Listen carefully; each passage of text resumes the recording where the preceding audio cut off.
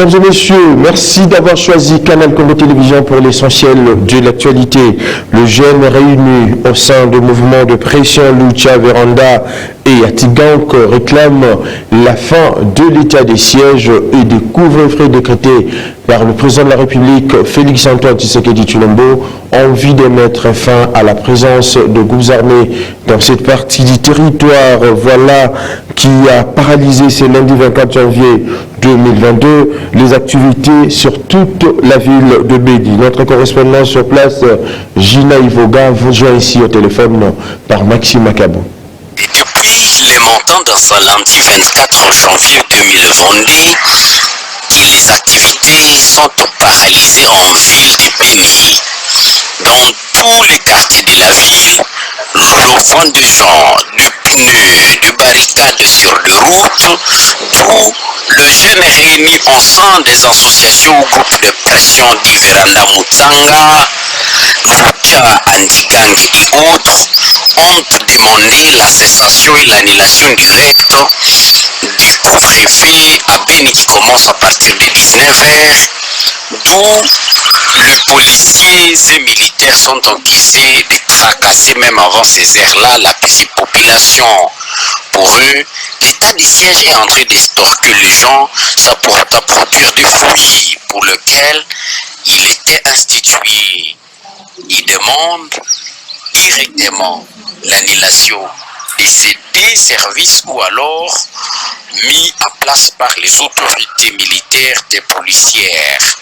Les activités paralysées, les crépitements de coups de balle par-ci par-là, par les forces de sécurité cherchant en tout prix de remettre de l'ordre et de disperser les manifestants. Des motos jusqu'à présent sont brûlées par les manifestants, c'est les villas provisoires.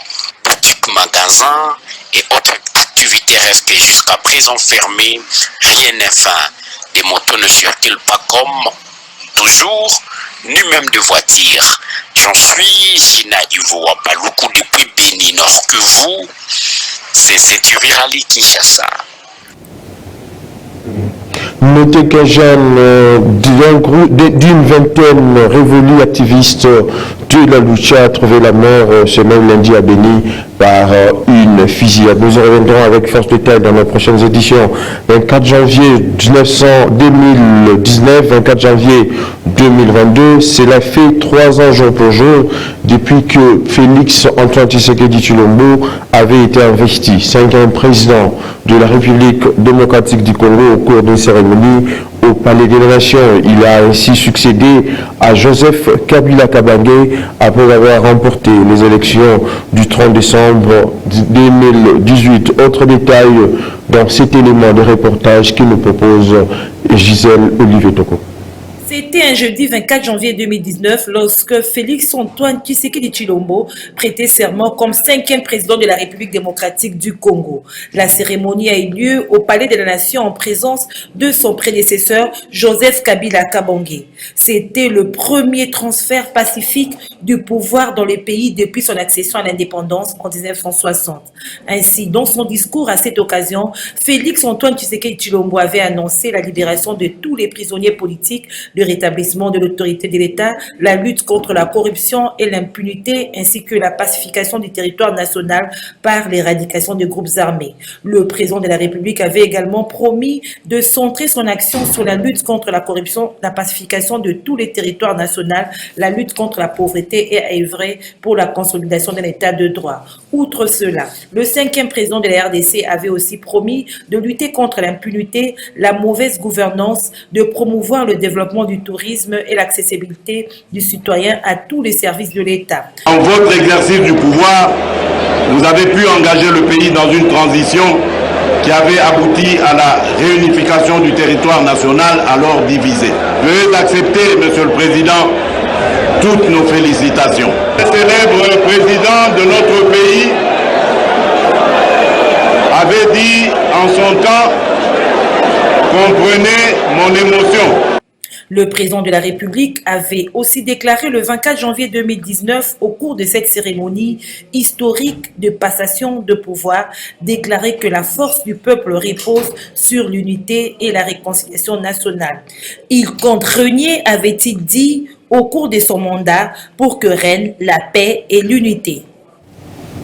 Et puis au chapitre de réaction, quel bilan pour les 3 ans du président de la République Félix-Antoine Tshisekedi Tshilombo au sommet de la République démocratique du Congo. Fiyundo Ndoboni, président national du parti politique Orange, juge des positifs les bilans à mi-parcours du président de la République Félix-Antoine Tshisekedi Tshilombo qui a réussi à déboulonner les systèmes politiques congolais. Il est au micro de Nadine Tchotchigombo et New Apezo.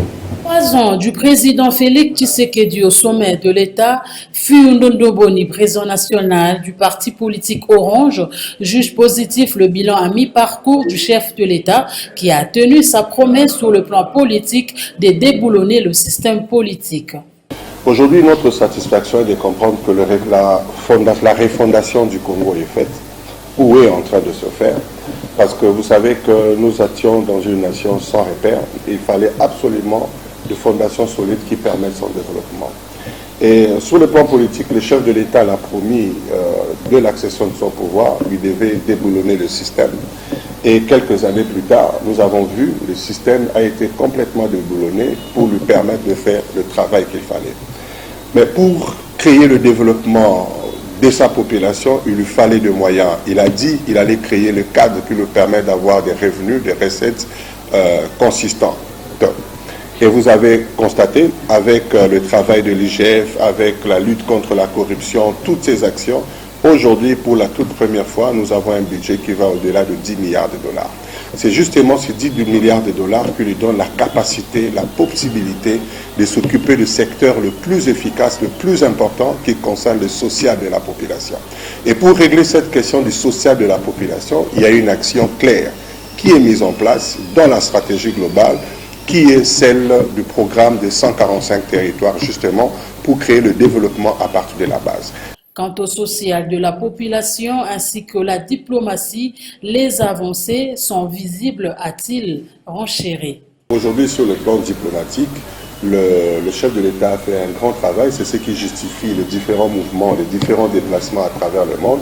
Aujourd'hui, le succès diplomatique lui a donné d'abord, en tant que personne, à obtenir cette responsabilité de président de l'Union européenne. Le Congo a été vendu au travers le monde comme un pays solution, non pas un pays à problème, non pas un pays qui va seulement demander, mais un pays qui apporte des solutions aux problèmes du monde, et que ces pays-là qui traitent avec d'autres États, avec responsabilité, et aujourd'hui, nous sommes correctement positionnés. S'agissant des différentes promesses du chef de l'État, Fiyundo Ndoboni a indiqué que le président de la République est vrai. Voilà pourquoi il rassure la population à la base. D'abord, nous devons savoir qu'on ne peut pas diriger ou bâtir quelque chose de solide sans promesse.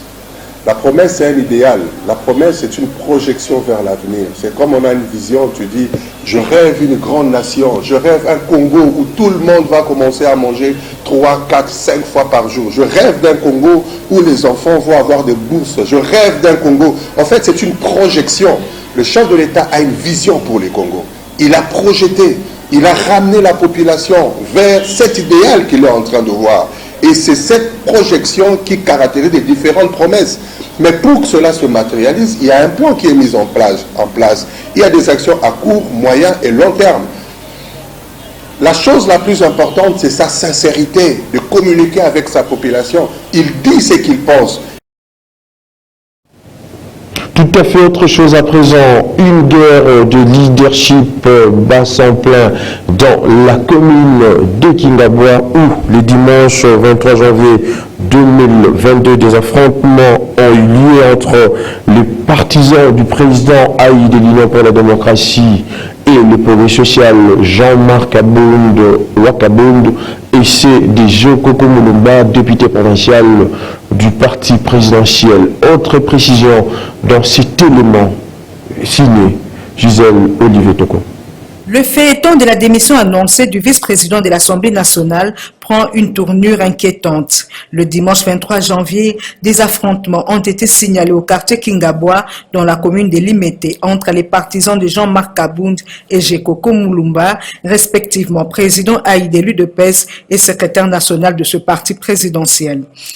Selon des témoins oculaires, tout a commencé lorsque le cortège de Jean-Marc Kabound en provenance du terrain Waya a été cassé à la hauteur de la place dite Point Chaud, non loin du lieu où se tenait une manifestation organisée par le député provincial Jekoko Mulumba.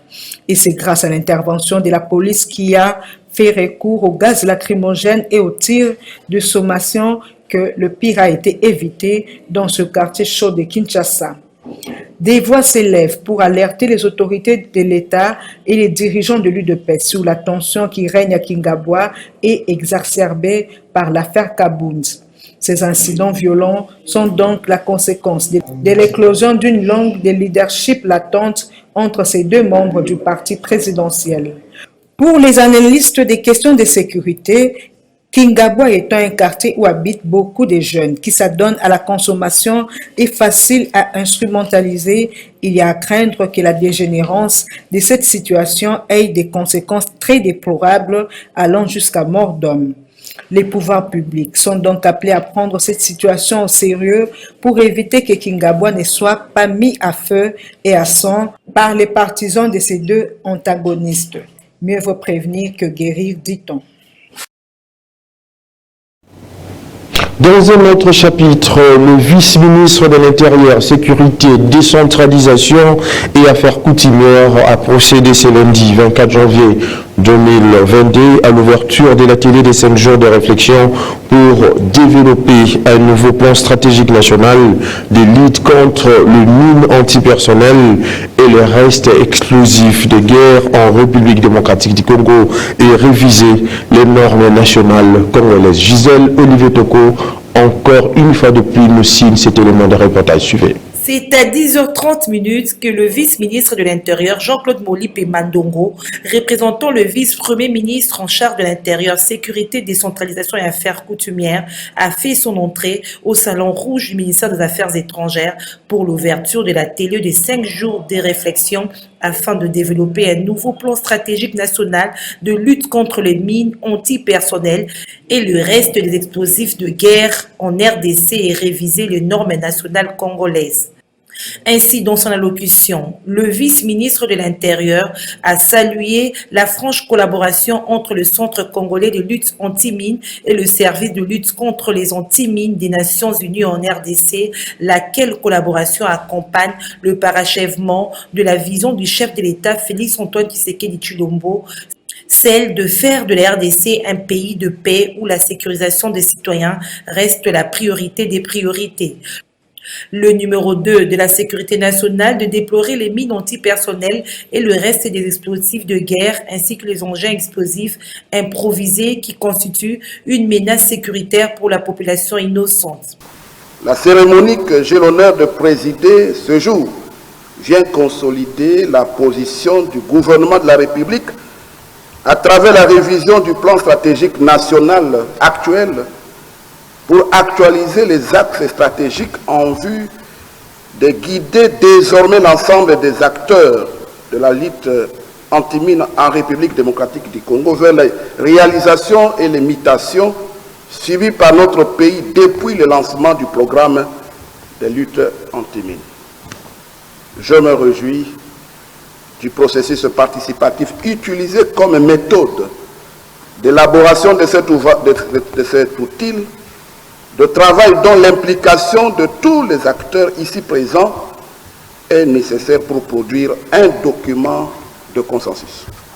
Aussi, je voudrais que tous les participants sachent que ces ateliers arrivent à point nommé, au moment où notre pays a épuisé 3 délais de prolongation et commence la mise en œuvre d'une nouvelle prolongation de 6 ans en vertu de l'article 5 de la Convention sur l'interdiction de mines antipersonnelles. Vous êtes donc les artisans du tableau de bord qui va contribuer à la matérialisation de la vision du président de la République, chef de l'État, son Excellence Félix-Antoine Tshisekedi Tshilombo, consistant à sécuriser le peuple congolais contre toute menace de quelque nature que ce soit. Notez que la tenue de cet atelier sert de cadre propulse pour plusieurs objectifs, à savoir le déminage, l'éducation au risque de mine, la sensibilisation de la population congolaise, l'assistance aux victimes afin de mener le plaidoyer de manière à clarifier la vision sur les opérations sur terrain, l'aide et la réinsertion des victimes survivantes. D'un ministère à un autre, Chérubin Okende, ministre des Transports, voies de communication et désenclavement, s'est rendu ce lundi 24 janvier 2022 dans plusieurs structures sous sa tutelle. Le ministre a été déçu de l'absence d'ordre de bureau de certains responsables et de leurs adjoints qui négligent plutôt les travaux. Nancy Leka était là pour le camp de Canal Congo Télévision et Radio Liberté Kinshasa. Suivez. Le ministre des Transports, Voies des Communications et des Désenclavements a effectué ce lundi son itinérance habituelle dans plusieurs structures sous sa tutelle. Chérubin Okende a commencé par le siège national de la Commission nationale de prévention routière à 7h54. Sur place, le ministre constate l'absence du président, son adjoint et tous les directeurs. Certains bureaux étaient encore fermés et seuls 7 agents étaient présents, une situation décriée par le ministre. Le siège de la représentation de l'Organisation pour l'équipement des bananes à Kinshasa, OEBK, deuxième étape du périple du ministre, a vu Chérubin Okende faire presque le même constat à 8h17. Sur les 74 agents qui composent cette structure à Kinshasa, seule une dizaine étaient sur le lieu de travail. Le représentant et son adjoint, tous absents. À 8h28, le ministre des Transports, Voies de Communication et des Désenclavements a foulé le sol du siège du groupe d'études au transport. C'est encore un constat amer que fait Chérubin Okende. Conduit par la sentinelle au bureau du directeur général et de son adjoint encore fermé. Ici encore, seule une dizaine d'agents trouvés sur place sur un total de 68. À l'immeuble Beautour qui abrite le siège de la cellule d'appui et de suivi des programmes régionaux et des activités des corridors de transport, le ministre a fait son entrée à 8h43. Ici, les agents étaient déjà en place. Le ministre a été reçu par une directrice faisant intérim du coordonnateur en congé. Chérubin Okende a visité les locaux de cette structure stratégique de son secteur. Le centre médical de l'OGFREM a constitué la dernière étape du périple du ministre des Transports qui y a visité les locaux. Le ministre resté sur place fait prélever la tension artérielle. De retour dans son bureau de travail, le ministre des Transports a fait le même exercice dans les différents bureaux que compose son cabinet. Et puis, grâce à l'assistance du ministre de la Santé, Jean-Jacques Mungani, le jeune Jonathan Banza, basketteur de son état, qui avait été victime de traumatismes au niveau de la tête et de coups après avoir été tabassé par son coach, est arrivé samedi à Kinshasa pour des soins appropriés. Reportage. C'est par un vol régulier des CA que le jeune homme Jonathan Banza, sa mère et le ministre provincial de la Santé du Kasaï oriental sont arrivés à Kinshasa samedi 22 janvier 2022 à 19h20, heure de la capitale. Accueilli à l'aéroport international de Ndjili par le conseiller en communication du ministre de la Santé publique, Hygiène et Prévention, Jonathan Banza a été immédiatement conduit vers la clinique Galema où il a été reçu dans la salle des urgences, et ce, avant d'être soumis à un examen de scanner. Les médecins spécialistes de la prestigieuse clinique médicale de la capitale ont été mis à contribution, chacun selon sa spécialité, afin de diagnostiquer rapidement le problème dont souffre ce jeune homme, afin de lui apporter des soins appropriés. Une occasion pour la mère du jeune malade et son médecin traitant, qui est également ministre provincial de la Santé du Kasaï oriental, d'exprimer leur gratitude à l'endroit du ministre national de la Santé publique, Hygiène et Prévention, Dr Jean-Jacques Mungani, pour son geste de générosité en faveur de Jonathan Banza. Ils l'ont remercié surtout pour la prise en charge des billets d'avion et de tout leur séjour à Kinshasa. Nous avons lancé un cri d'alarme, mais grâce à son implication, nous avons vu le ministre provincial Célestin Kadima de la santé pour le Kasaï oriental qui est passé plus d'une fois au chevet de malades. Nous avons vu aussi Madame le gouverneur passer pour le même cas. Notre fils a été tabassé. Il s'est vraiment impliqué, le ministre national Jean-Jacques Moural. Je suis très reconnaissante envers ces gestes. Je pense que ça ne va pas s'arrêter là jusqu'à ce que nous aurons trouvé gain de cause sur la santé de ces jeunes hommes l'avenir de demain. Merci beaucoup. Rappelons que Jonathan Banza, jeune basketteur de son état, avait été victime de traumatismes au niveau de la tête et de cou après avoir été tabassé par son coach qui lui reprochait de lui avoir pas rétrocédé une prime d'encouragement reçue après avoir réalisé un spectacle lors du passage du chef de l'État de la région du Grand Kasaï. Il convient de noter que c'est au nom du chef de l'État et du gouvernement de la République que le ministre national de la Santé publique, Hygiène et Prévention a posé ces gestes humanitaires. Quittant le ministère de la Santé pour vous dire que, après avoir été enlevé, détenu arbitrairement et présenté dans les médias comme un escroc et arnaqueur, Maître Paty Joseph Lendo, candidat gouverneur dans la province du Congo central, vient de déposer une plainte ce lundi 24 janvier 2022 contre les généraux Ilondo et Kassongo à l'auditorat général de FARDC. C'est là par le canal d'un collectif d'avocats qui a été reçu aux environs de 17h accompagné du plaignant par l'auditeur général de FARDC, le lieutenant général Likoulia. Jean-Mons Mokolo et Dedi Mujinga, images et commentaires. Par Maître Paty Lendo, qui fait notre fierté du côté de la politique, qui aujourd'hui, à cause de ses ambitions qu'il a, et certaines personnes mal intentionnées ont tenté d'essuyer son honneur, sa dignité, des valeurs aussi extra-patrimoniales. Nous ne pouvions pas nous taire. Et on est allé plus loin jusqu'à attenter à sa vie. Aujourd'hui, nous avons été décidés en tant que praticiens de droit de faire entendre notre voix devant les instances judiciaires. Nous sommes ici au parquet général militaire, auditorat général militaire de FARDC, pour poursuivre ces malfrats qui ont voulu nous mettre en néant en cherchant ce qu'ils ont cherché. Ils ont échoué. Et maintenant, vous pouvez vous rassurer que nous avons donné notre quitus à la justice pour que ces gens soient sanctionnés sévèrement. Et vous-même, vous savez que vous êtes devant des professionnels avocats de taille qu'ils s'organisent pour que cette fois-ci, les gens voient que la justice peut être dite ici chez nous. Mais au regard de fait, personne n'en sortira sans être mouillé. Je crois que l'instruction, à la suite de la plainte que nous venons de déposer, va les révéler.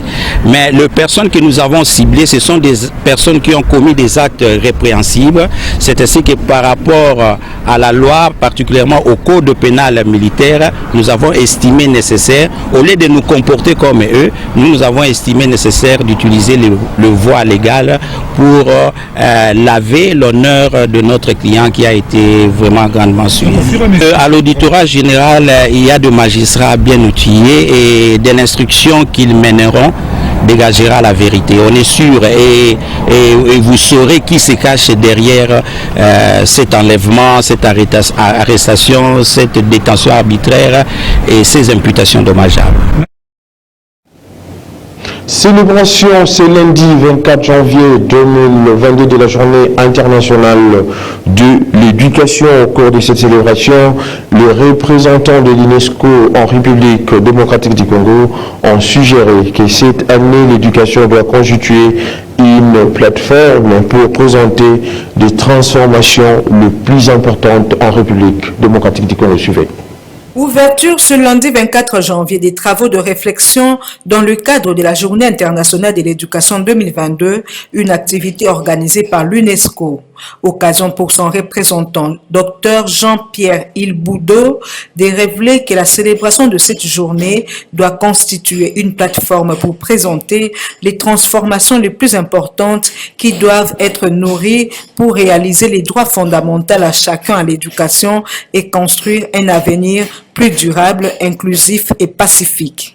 Nous célébrons aujourd'hui la 4e journée internationale de l'éducation, alors même que notre monde est parvenu à un tournant. Des inégalités flagrantes, une planète abîmée, une polarisation croissante et l'impact dévastateur de la pandémie de la Covid-19 nous placent devant un choix générationnel. Ou bien nous poursuivons sur une voie insoutenable, ou bien nous changeons radicalement de cap. Mesdames et messieurs, pour rappel, la célébration de 2020 avait placé l'éducation et l'apprentissage en tant que meilleures ressources renouvelables de l'humanité et réaffirmé le rôle de l'éducation en tant que droit humain fondamental, bien public et moteur du programme de développement durable à l'horizon 2030. Elle avait aussi défini l'éducation inclusive et équitable de qualité et l'apprentissage tout au long de la vie pour tous comme objectif en soi ainsi que comme moyen nécessaire d'accélérer les progrès vers la réalisation de l'ensemble des 17 objectifs du développement durable. L'éducation est un droit humain, un bien public et une responsabilité publique. C'est pour ces raisons qu'elle doit être gratuite et à la portée de tous les enfants, tel que stipulé par la communauté internationale dans l'objectif de développement durable numéro 4, qui vise à, et je cite, assurer à tous une éducation équitable, inclusive et de qualité, et des possibilités d'apprentissage tout au long de la vie. Fin de citation. Ainsi, nous avons pris l'engagement de faire en sorte que d'ici à 2030, toutes les filles et tous les garçons suivent sur un pied d'égalité un cycle complet d'enseignement primaire et secondaire, gratuit et de qualité, les dotant d'acquis véritablement utiles. Mesdames et messieurs, comme vous pouvez le constater, les ambitions sont claires.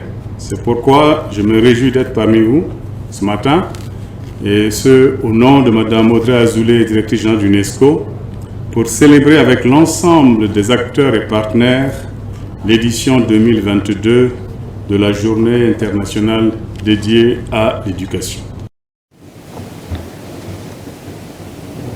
D'une célébration à une autre, cette fois-ci c'est la célébration de la Journée mondiale de la culture africaine et afro-descendante, une journée proclamée par l'UNESCO le 24 janvier 2019 en République démocratique du Congo. Une cérémonie sur cette journée a été organisée au Musée national de la République démocratique du Congo, dont a pris part le président de la République, Félix Antoine Tshisekedi Tshilombo. Autre détail avec Gisèle Olivier Toko. La Journée mondiale de la culture africaine et afro-descendante a été proclamée par l'UNESCO le 24 janvier à l'occasion de sa 40e session de la conférence générale en 2019. En effet, cette journée célèbre les nombreuses cultures vivantes du continent africain et de diaspora africaine dans le monde entier et le promet comme un levier efficace au service du développement durable, du dialogue et de la paix. En tant que source riche du patrimoine mondial commun, la promotion de la culture africaine et afro-descendante est indispensable pour le développement du continent et pour l'humanité en général. À Kinshasa, c'est au Musée national que cette journée a été célébrée en présence du chef de l'État, Félix Antoine Tshisekedi Tshilombo.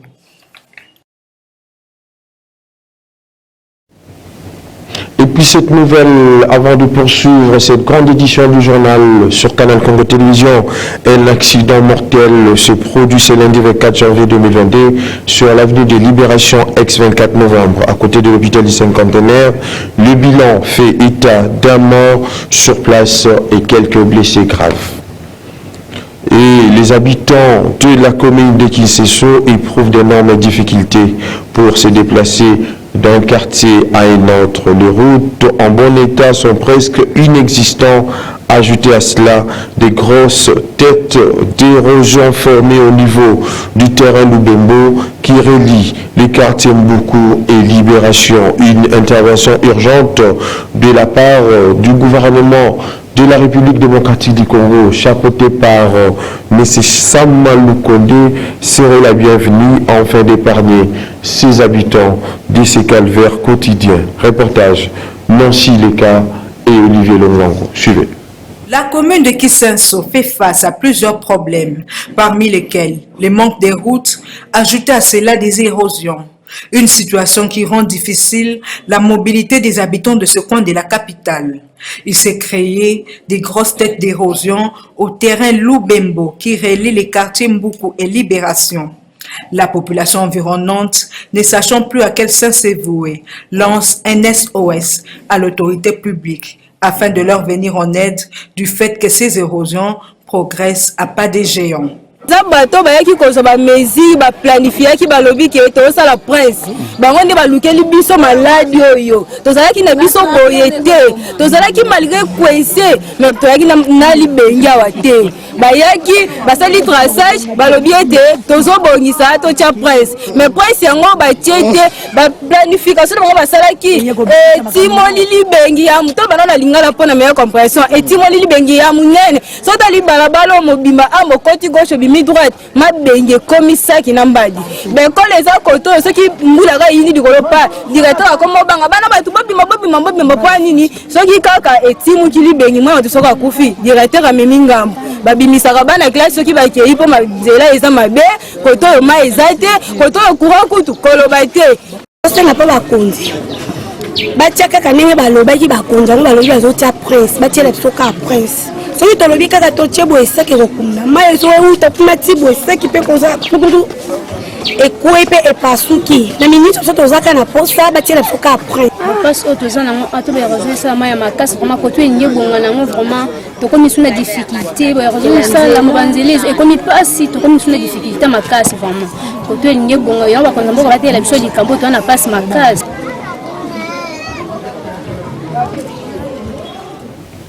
Fin de cette grande édition du journal sur Canal Congo Télévision, réalisé par Fiston Antonga. La prise de vie a été assurée par Olivier Longwango dans une coordination de Gisèle Olivier Toko et Nancy Leka en leur nom, ainsi qu'au concours rédactionnel. Je vous dis donc merci de l'avoir suivi et bonne suite de programme sur votre chaîne.